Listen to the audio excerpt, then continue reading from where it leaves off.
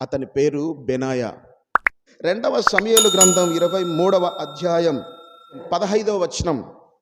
దావీదు బెత్లెహేము గవిని దగ్గరనున్న బావి నీళ్లు ఎవడైనను నాకు తెచ్చి ఇచ్చిన ఎడల ఎంతో సంతోషించుదునని అధికారితో పలకగా, బెనాయా తన యజమానుడైన దావీదు యొక్క కోరికను తీర్చి సంతోషాన్ని కలగజేశాడు.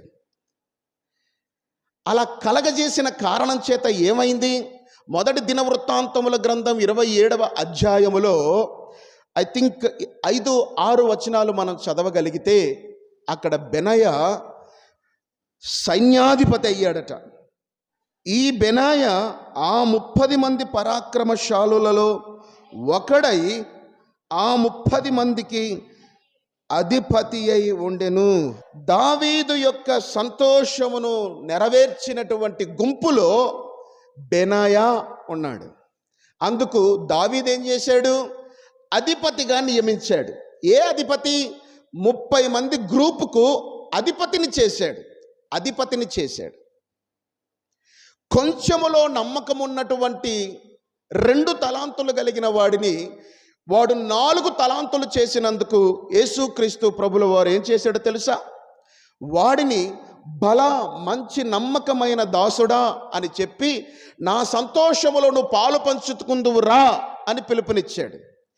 బెనాయా దావీదు సంతోషమును నెరవేర్చినందుకు 30 మంది గ్రూపుకు అధిపతిని చేశాడు. సొలొమోను యొక్క సంతోషమును, సొలొమోను యొక్క మాటను నెరవేర్చుతాడు బెనాయా. అలా నెరవేర్చినందుకు సొలొమోను ఏం చేశాడో తెలుసా? తన రాజ్యం మొత్తం మీద సైన్యాధ్యక్షుని చేశాడు. దానికి కారణం ఏంటి అనంటే, బెనాయా కూడా తమ యజమానుడైనటువంటి దావీదు మనసులో ఉన్న కోరికను నెరవేర్చి సంతోషపరిచినందుకు అంచెలంచెలుగా ఆశీర్వదించబడ్డాడు. బెనాయా 30 మందికి అధిపతి ఎగునట్లుగా ఈ కొంచెములో మనలందరినీ దేవుడు యేసు నామములో దీవించునుగాక. ఈ 30 మందిలో నమ్మకంగా ఉన్నటువంటి బెనాయాను దేవుడు ఆశీర్వదించి సొలొమోను రాజ్యములో సైన్యాధ్యక్షుని చేసినట్టుగా మనలందరినీ అంతకంతకు వర్ధిల్ల చేయునుగాక. మన సంపాదనలో దేవుడు అంతకంతకు వర్ధిల్ల చేయునుగాక. బెనాయాను దేవుడు దీవించినట్టుగా ఆత్మలో దేవుడు మనలను సమృద్ధిగా దీవించునుగాక. పరలోక రాజ్యపు సంతోషములన్నిటిలో పాలు పంచుకునే బిడ్డలుగా మనలందరినీ చేయునుగాక. బెనాయా ఊరికే అధిపతి కాల, బెనాయా ఊరికే సైన్యాధ్యక్షుడు కాల.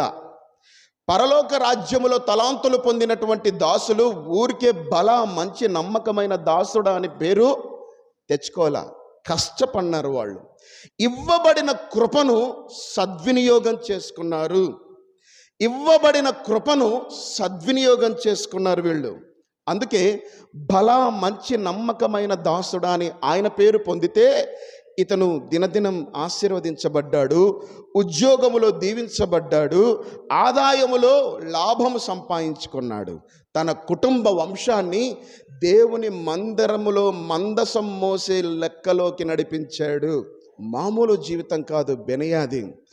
బెనాయా దేవుని మందసమును మోసే సేవలో దాని చుట్టూ ఉన్నటువంటి సేవలలో వాళ్ళ వంశము పాలు పంచుకుంది.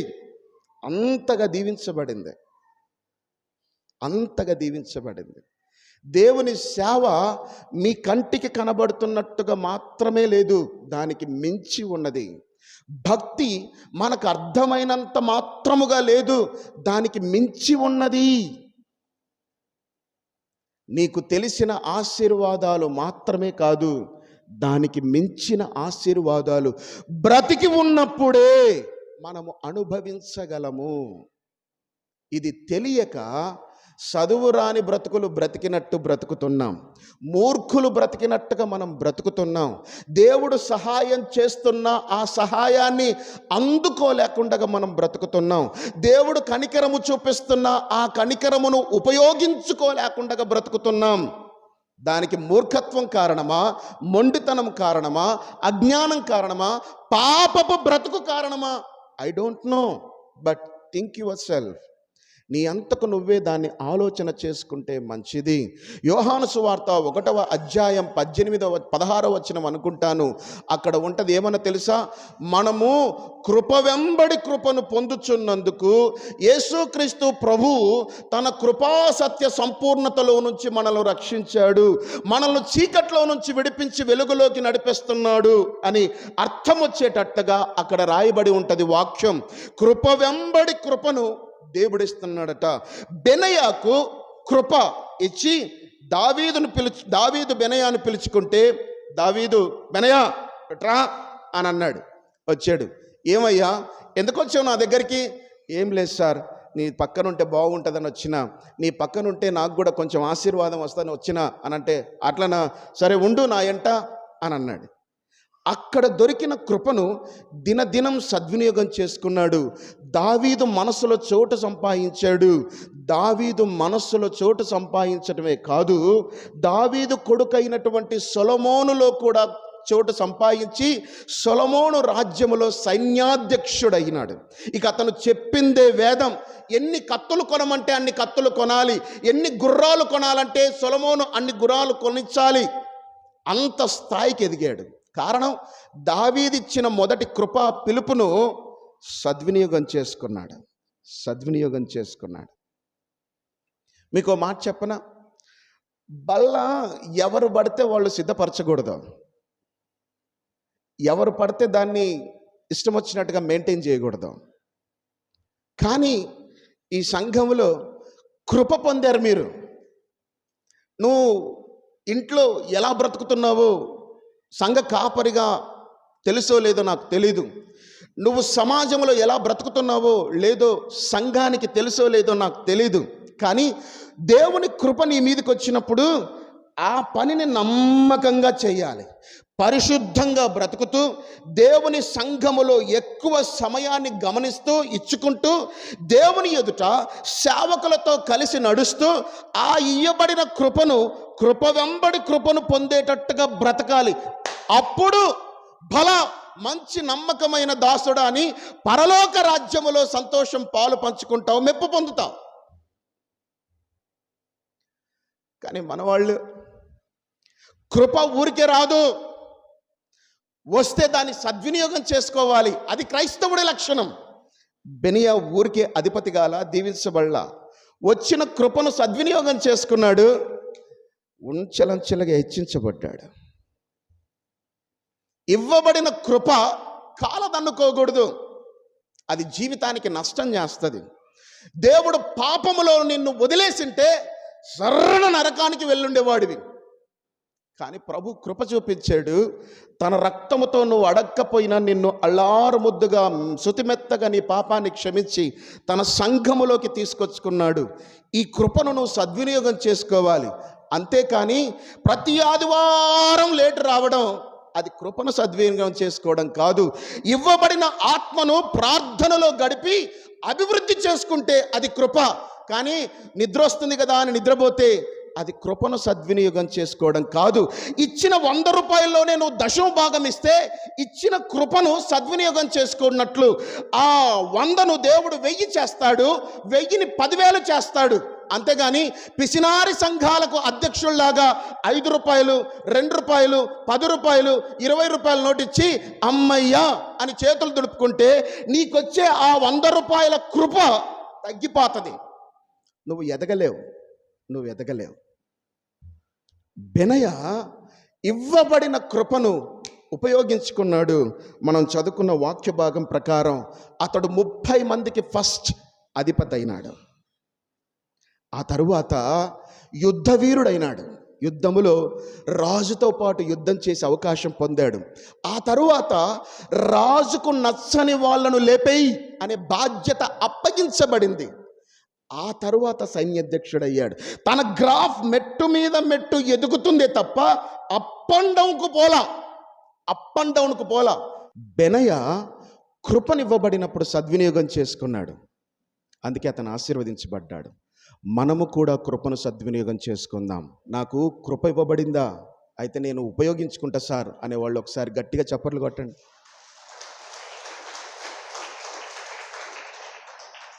బెనయా అనే పేరుకు అర్థం మనం ముందు ధ్యానం చేద్దాం. అంత అంచెలంచెలుగా ఎదగడానికి కారణం, దావీదు దగ్గర నుంచి పొందిన పిలుపు కృపను ఉపయోగించుకోవడానికి కారణం ఏంటి అని మనం ఆలోచన చేస్తే, బెనయ అనే పేరు పెట్టడమే గొప్ప ఆశ్చర్యం. పేర్లు చాలా గొప్పగా పెట్టుకున్నారు వీళ్ళు బైబిల్లో. యా అనే పేరు దేవునికి సంబంధించింది, ఏల్ అనే పేరు ఉంటే దేవునికి సంబంధించింది. ఇశ్రాయేలు ప్రజలు ఎప్పుడు కూడా పుట్టిన పిల్లలకు తమ పెద్దల పేర్లలో పేర్లు కలుస్తూ దేవుని పేరు కూడా, దేవుని గుణం కూడా కలిసేటట్టు పేర్లు పెట్టుకునేవాళ్ళు. వీళ్ళు భక్తి చేశారు కనుక వాళ్ళు తమ దేవుని గుణ లక్షణాన్ని, తమ పెద్దల పేర్లను రెండు కలిపి పెట్టేవాళ్ళు. ఆ సాంప్రదాయం వాళ్ళకు ఉంది. అందుకని మన జీవితంలో పేర్లు పెట్టేటప్పుడు కూడా క్రైస్తవులుగా పేర్లు పెట్టడం చాలా ప్రాముఖ్యం. చెల్లెళ్ళు, పెళ్ళి చేసుకోవడానికి సిద్ధంగా ఉన్న తమ్ముళ్ళు, ఇది మీరు నేర్చుకోవాలి. మీ పెద్దలు ఎలాగో దాటేసి వచ్చారు, ఆల్రెడీ మీ పిల్లలకు మీరు పేర్లు పెట్టేసేసుకున్నారు, ఓకే, దాని విషయం వదిలేయి. కానీ ఈరోజు దేవుడు నీ మనసుకు దూరుతూ గుచ్చుకునేటట్టుగా ఈ మాట నీకు వినపడుతుంటే ఒక నిర్ణయం చేసుకో. ప్రభువా, రేపొద్దున నువ్వు నన్ను ఆశీర్వదిస్తే ఇదిగో నేను వింటున్న వాక్య ప్రకారం నా పిల్లలకు నీ వాక్యములో నుంచి పేరు పెడతాను ప్రభువా, నీ సేవకులు పెట్టిన పేరు పెట్టించుకుంటాను ప్రభువా, అది నువ్వు ఇష్టపడు. బెనయ అంచెలంచెలుగా అలా ఆశీర్వదించబడ్డానికి తనలో ఉన్న కారణాలలో ఒక కారణం ఏంటో తెలుసా? అతని పేరు పెట్టబడిన విధానం. అతని పేరు పెట్టింది తన తండ్రి. తన తండ్రి పేరు యెహోయాదా. అతను పాస్టర్, యాజకుడు. పాస్టర్, యాజకుడు అతను. యెహోయాదా అనే పేరుకు కూడా స్పెషల్గా ఉంది అర్థం. అతనికి ఆ పేరు ఎవరు పెట్టారు? యెహోయాదా వాళ్ళ నాన్న పెట్టాడు. బెనయ వాళ్ళ తాత పెట్టాడు వాళ్ళ నాన్నకు పేరు ఏమని? యెహోయాదా అని. ఇంతకు వాళ్ళ నాన్న ఎవరు అని అంటే చాలా బ్యూటిఫుల్గా ఉంటుంది వాళ్ళ తాత గురించి. ఒకసారి చూద్దాం, చూడండి. 2వ సమూయేలు గ్రంథం 23వ అధ్యాయం 20వ వచనం. మరియు కబ్సయేలు ఊరివాడై క్రియల చేత ఘనత నొందిన ఒక పరాక్రమశాలికి పుట్టిన యెహోయాదా కుమారుడైన బెనయ. బెనయ తండ్రి పేరు రాయబడింది. బెనయ తండ్రికి తండ్రి అయినటువంటి వ్యక్తి పేరు రాయబడలా కానీ అతని గుణలక్షణాల గురించి రాయబడింది. ఏమని తెలుసా? ఘనత కలిగిన క్రియలు చేస్తాడు ఆయన. ఆయన క్రియలు మామూలుగా ఉండవు. ప్రపంచమంతా మెచ్చుకునేటట్టుగా ఉంటాయి ఆయన పనులు. ప్రపంచమంతా మెచ్చుకునేటట్టుగా ఉంటాయి ఆయన పనులు. ఆ ఊరిలోనే ఘనత కలిగిన క్రియలు ఎవరన్నా చేస్తారా అనంటే బెనయ తాత చేస్తాడు, యెహోయాదా వాళ్ళ నాన్న చేస్తాడు అని ప్రింట్ ఉంది, సాక్ష్యం ఉంది. బెనయ దావీదు మనస్సులో, దావీదు సంతోషంతో పాలు పంచుకోవడానికి, స్థానం సంపాదించుకోవడానికి కారణం ఏంటి అనంటే అతని పెంపకం ఆత్మీయ కుటుంబ వాతావరణములోని పెంపకం. వాళ్ళ నాన్న పేరు యెహోయాదా. యెహోయాదా అంటే అర్థము దేవుడు చూచుచున్నాడు అని అర్థం. బెనయ అనే పేరుకు అర్థం ఏంటనంటే దేవుడు కట్టును అని అర్థం. దేవుడు చూస్తున్నాడు కాబట్టి బెనయ దేవుడు కట్టును అని పేరు పెట్టాడు. ఆ పేరుకు అర్థం తగినట్టుగానే బెనయ తన జీవితాన్ని దేవుడు కట్టేటట్లుగా ఛాన్స్ ఇచ్చాడు. అతని జీవితాన్ని కట్టాడు. కారణం వాళ్ళ నాన్న సక్రమంగా పెంచాడు. ఎలా సక్రమంగా పెంచాడని చెప్పగలం? వాళ్ళ నాన్న పేరు దేవుడు చూచుచున్నాడు అని వాళ్ళ నాన్న పేరు పెట్టాడు. తాత తండ్రికి పెట్టిన విధానం, తండ్రి కొడుకుకు పేరు పెట్టిన విధానం మనం ఆలోచన చేస్తే, ఆ పేర్లకు అర్థాన్ని మనం చూస్తే, వాళ్ళ తాత జీవిత విధానం మనం చూస్తే, ఆ కుటుంబం ఎంత ఆత్మ సంబంధమైన కుటుంబం. ఆ కుటుంబములో దిష్టులు లేవు, ఆ కుటుంబములో ఒడిబియ్యాలు లేవు, ఆ కుటుంబములో చేతబళ్ళు లేవు, ఆ కుటుంబములో అక్రమము లేదు, ఆ కుటుంబములో దేవుని సొమ్మైనటువంటి దశమ భాగాలు దొంగతనము చేయడం లేదు, ఆ కుటుంబములో మూఢనమ్మకాలు లేవు. ఆ కుటుంబములో ఉన్నదంతా ఆత్మ సంబంధమైన వాక్యానుసారమైన జీవితం. ఆ కుటుంబములో గుళ్ళల్లో ఎంటుకలు కత్తిరించుకునేటువంటి తీరు లేదు, కత్తిరింపు అనే మాటే లేదు. వాళ్ళ జీవితంలో ఉన్నదంతా కూడా ధర్మశాస్త్రం, వాక్యం, వాక్యం, వాక్యం.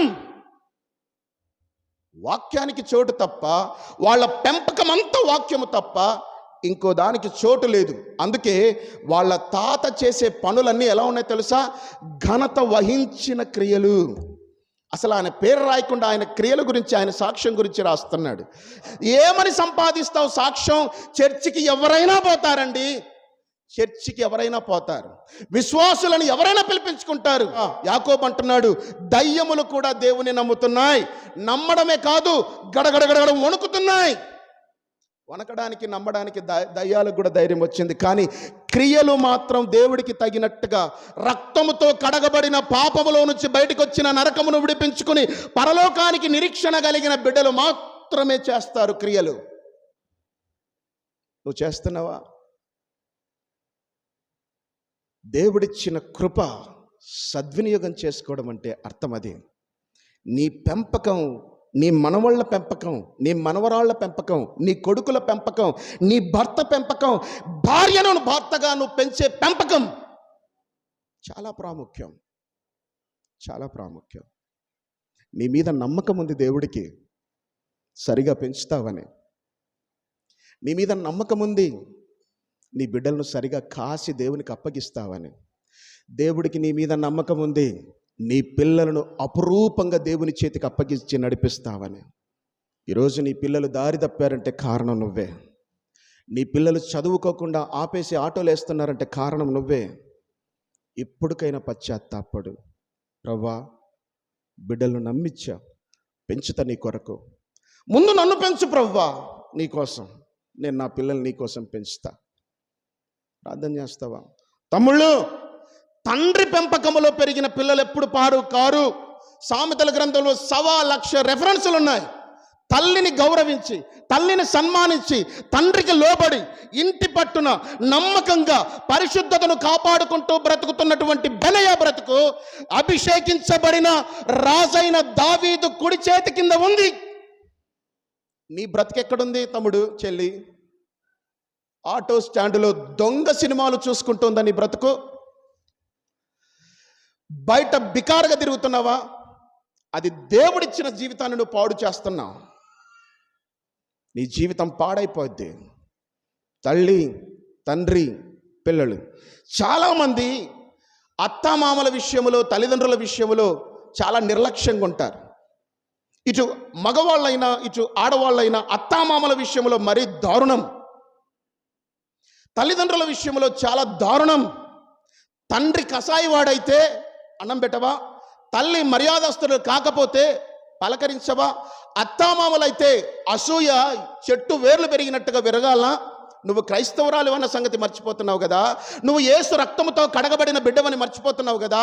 నిన్ను పరలోకానికి తీసుకెళ్ళడానికి దేవుడు నీకు వాక్యం ఇచ్చి సంఘం ఇచ్చాడు అని నువ్వు విషయం మర్చిపోతున్నావు కదా. చాలామంది నిన్ను సృష్టించిన నీ కన్న తండ్రి అయిన పరమదేవుని నువ్వు మర్చిపోతున్నావు. రాత్రైతేనే భర్త భార్య దగ్గరికి వెళ్తున్నాడు, రాత్రైతేనే భార్య భర్త కోసం ఎదురు చూస్తుంది, రాత్రైతేనే పిల్లలు తల్లిదండ్రుల దగ్గరికి పరిగెత్తుతున్నారు, ఇండ్లను గుర్తు చేసుకుంటున్నారు. నిన్ను సృష్టించి నీ కోసం ప్రాణం పెట్టిన దేవుని దగ్గరికి రావడానికి ఎందుకు ఇంత బాధ? దేవుని చేతిలో పెరగడాలని నీకు ఇష్టం లేదా? దేవుని పెంపకంలో ఉండడానికి నీకు ఇష్టం లేదా? దేవుని ఆత్మ నీ మీద కుమ్మరించి దేవుడిని అపురూపంగా తీర్చిదిద్దుకోవాలని ఆశపడుతుంటే నీ పరమ తండ్రి దగ్గరికి పెరగడానికి రావడం కష్టమైపోయింది. నువ్వు ఎలా విశ్వాసి అవుతావు? నువ్వు ఎలా దేవుని బిడ్డవవుతావు? బెనయ ఊరికే మెట్లెక్కల. బెనయ దావీదు సంతోషమును ఊరికే పొందల. అతను తన యజమానుని సంతోషపెట్టే జీవితం జీవించాడు. నీ కోసం మరణించి తిరిగి లేచిన నీ తండ్రి మనస్సును సంతోషపెట్టే బ్రతుకు నీకుందా? నీ కోసం ప్రాణం పెట్టిన నీ యజమానుడు, నీ ప్రియుడు, నీ స్నేహితుడైన నజరేయుడగు యేసును సంతోషపెట్టే మనస్సు, ఆలోచన, ధ్యాస, లక్ష్యం నీకుందా? దిక్కుమాలిన ఆలోచనలు చెడగొడితే ఎంత దూరమైనా చెడిపోవడానికి బ్రతికే బ్రతుకు. నిన్ను క్రైస్తవుడని ఎవరంటారో ఏమో నాకు తెలీదు. బైబిల్ మాత్రం యాక్సెప్ట్ చేయదు నిన్ను. బెనియాను మాత్రం దేవుడు 2 కళ్ళు పెద్దగా చేసి అంచెలంచెలుగా ఆశీర్వదించిన ఆ దేవుడే ఈరోజు మనతో మాట్లాడుతున్నాడు. నాయనా, నేను నిన్ను దీవించడానికే తీసుకొచ్చా, నిన్ను దీవించడానికే నా రక్తముతో కడుక్కున్నా. బిడ్డా, నీ జీవితాన్ని లోకములో వదిలేయాలనుకోవడంలా నీ వంశాన్ని కూడా నేను దీవించాలనుకుంటున్నా. బెనియాని దీవించాను. చూడు ఒకసారి బెనియా జీవితాన్ని. ప్రభు నీ ముందర బెనియా బ్రతుకును పెట్టి నీతో మాట్లాడుతున్నాడు. నిర్లక్ష్యంగా ఉంటావా? వాళ్ళు పాస్టర్లు సోది చెప్తున్నారులే, వాళ్ళు చెప్పుకోవడమే వాళ్ళ ధర్మం అనుకొని కొట్టేసి వెళ్ళిపోతావా? గుర్తుపెట్టుకో, నిర్లక్ష్యం నువ్వు ఇప్పుడు చేస్తే రాకడల దేవదూతల ఎదుట నిన్ను నిర్లక్ష్యం చేస్తాడు దేవుడు. ఇప్పుడే మనమంతా చేతులెత్తాం, పరలోక రాజ్యం ఉన్నదని నమ్ముతున్నాం అని. నువ్వు నమ్మితే నీ బిడ్డల దగ్గర పెంపకం బాగుండాలి, నీ తండ్రి అయిన దేవుని దగ్గర నీ పెంపకం బాగుండాలి. ఆయన చేతిలో నువ్వు పెరిగితే నీ చేతిలో నీ పిల్లలు పెరుగుతారు. దేవుడికి నువ్వు విధేయత చూపిస్తే నీ భార్య నీకు లోబడుతుంది. నిన్ను సృష్టించి నీ కొరకు ప్రాణం పెట్టిన నీ పరమ తండ్రి అయిన నీ తండ్రికి నువ్వు విధేయత చూపిస్తలేవు కనుక లోకం కూడా, నీ కుటుంబం కూడా నిన్ను ప్రేమిస్తలేదు, నీకు విధేయత చూపిస్తలేదు, నీకు లోబడతలేదు. ఆలోచిస్తావా? 2 చేతులు జోడించి దైవజనుడిగా మిమ్మల్ని బతిమాలుకుంటున్నా, మారదాం. మారు మనసుకు తగినట్టుగా యేసుక్రీస్తు ప్రభు నీ గురించి ఆశిస్తున్నట్టుగా ఫలభరితంగా మారదాం. బెనయాకు కృప దొరికితే సద్వినియోగం చేసుకున్నాడు. అందుకే అంచెలంచెలుగా మంచి నమ్మకమైన దాసుడా అని పేరు సంపాదించి యజమానుని యొక్క సంతోషములో పాలు పంచుకున్నాడు, యజమానుని సంతోషపరిచాడు. 2, బెనయ ఆత్మ సంబంధమైన కుటుంబ వాతావరణంలో పెరిగాడు. బెనయ మంచి పెంపకములో పెరిగాడు. తన తాత దగ్గర, తన తండ్రి దగ్గర భక్తి నేర్చుకున్నాడు. వాళ్ళు ఆయనకు పెట్టిన పేరుకు అనుకూలంగా బ్రతికాడు. అందుకే తన యజమానుని సంతోషపెట్టే భక్తిపరుడుగా ఆశీర్వదించబడ్డాడు. నువ్వు కూడా యేసయ్య నిన్ను పెంచాలనుకుంటున్నప్పుడు పెరుగు ఆయన పెంపకములో. ఇది తప్పమ్మా అని చెప్పినప్పుడు ఒప్పుకో, తప్పు దిద్దుకో. ఇది చెయ్యి నాయనా అని ప్రభు నీతో మాట్లాడినప్పుడు దాన్ని అలవాటు చేసుకో, నేర్చుకోవడానికి ప్రయత్నం చేయి. దేవుడు నీకు నేర్పిస్తాడు. నువ్వు నేర్చుకుంటే నీ యజమానుడైన యేసును సంతోషబిడ్డగా నువ్వు ఆశీర్వదించబడతావు. హల్లెలూయా. నీ పిల్లలకు యేసును సంతోషపరిచినది మా అమ్మ అని పేరు సంపాదించుకునే తల్లిగా మారుతావు, పేరు సంపాదించుకునే తండ్రిగా నువ్వు మారుతావు. నువ్వు భక్తిపరుడివి అని చెప్పుకునే తమ్ముని దగ్గర నీకు సాక్ష్యం నిలబెడతాడు దేవుడు. నీ అన్న దగ్గర నీకు సాక్ష్యం నిలబెడతాడు, నీ వదిన దగ్గర సాక్ష్యం నిలబెడతాడు.